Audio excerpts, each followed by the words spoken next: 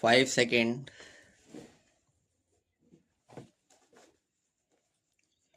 Sir, it is my proud privilege to initiate this important debate on the sixth plan in this August House.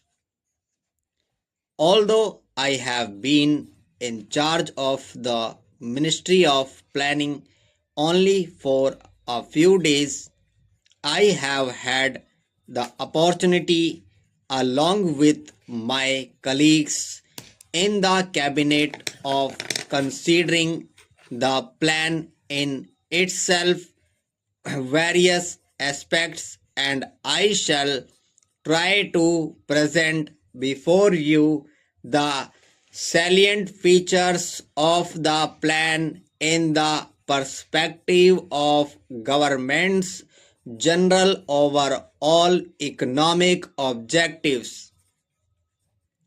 Let me say at the outset that the sixth plan, covering the years 1980-81 to 1984-85, has been formulated in the light of the development experience of the past 3 decades and the perspective we need to keep for the next 10 to 15 years.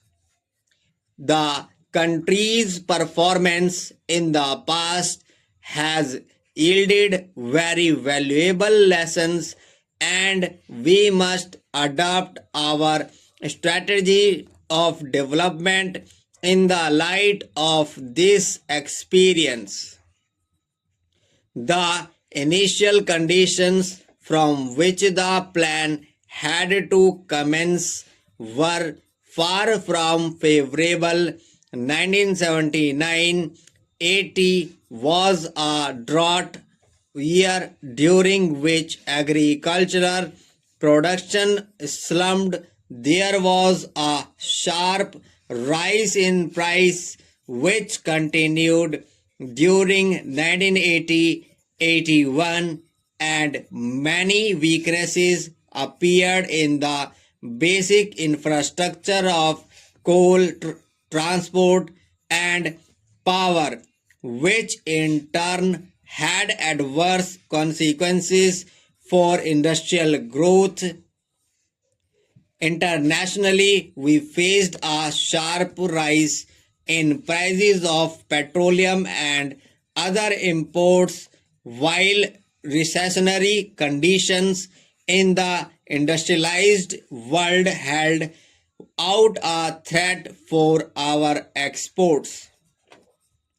In a situation such as this, it was not easy for the government and the planning commission to chart the course of the country for the next 5, 10, or 15 years, which would be bold or definitive. At the same time, the problems facing the country are so acute that solutions brook no delay. Removal of poverty and unemployment and attainment of self-reliance have been the basic goals of planned development, and they remain so for the sixth plan as well. In order to move forward towards these objectives, it is essential, although not sufficient, to achieve a high rate of growth of national income. The plan thus aims at a growth rate of 5.2% per annum.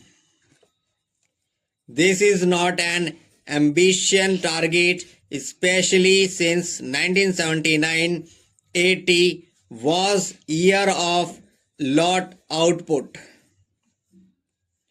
But it still requires assiduous efforts. Utilize excess capacity in the system and to build new productive capacities in industry as well as agriculture, in power and in transport, so as to sustain the momentum of development in the years to come beyond the present plan period. We think this effort can be made. Indeed, in the first 18 months since this government came to power, such an effort has been made. As a result, the growth rate last year was 7% and is likely to be 4.5% this year. Thus, the average for the plan may come to 6%.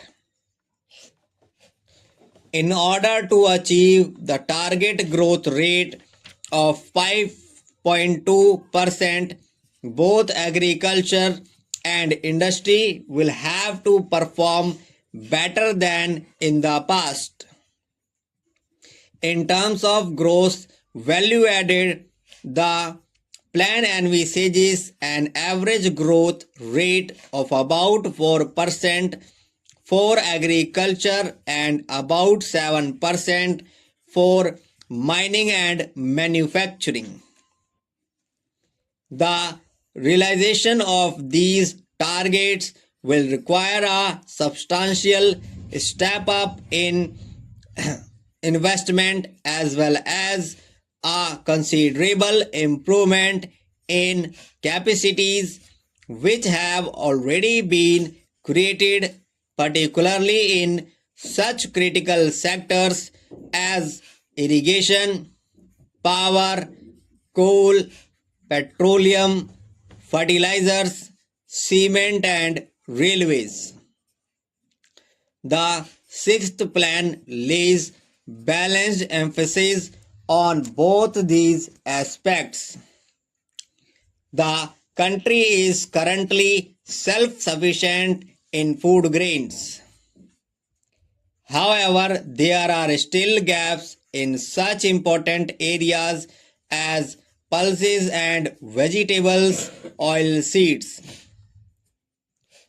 Agriculture being still the foundation of our economy, the sixth plan contains a number of programs designed to further strengthen the modernizing impulses in agriculture covering both food and cash crops.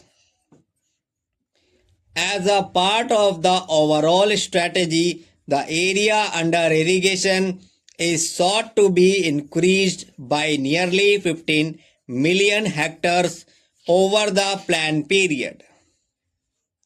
The consumption of chemical fertilizers is expected to go up from 5 million tons of nutrition in 1979-80 to 9 million tons in 1984-85. The institutional credit for agriculture and rural development will be more than doubled over the plan period. The new planned National Bank for Agriculture and Rural Development will act as a powerful agent for overcoming the weaknesses of the credit delivery systems, particularly in meeting the credit needs of small and marginal farmers and rural artisans. Apart from crop husbandry, considerable stress has been laid on the development of subsidiary occupations like animal husbandry, horticulture, fisheries, social and farm forestry. The Dairy Development Program alone is expected to benefit about 15 million families. It is the declared policy of the government to provide remunerative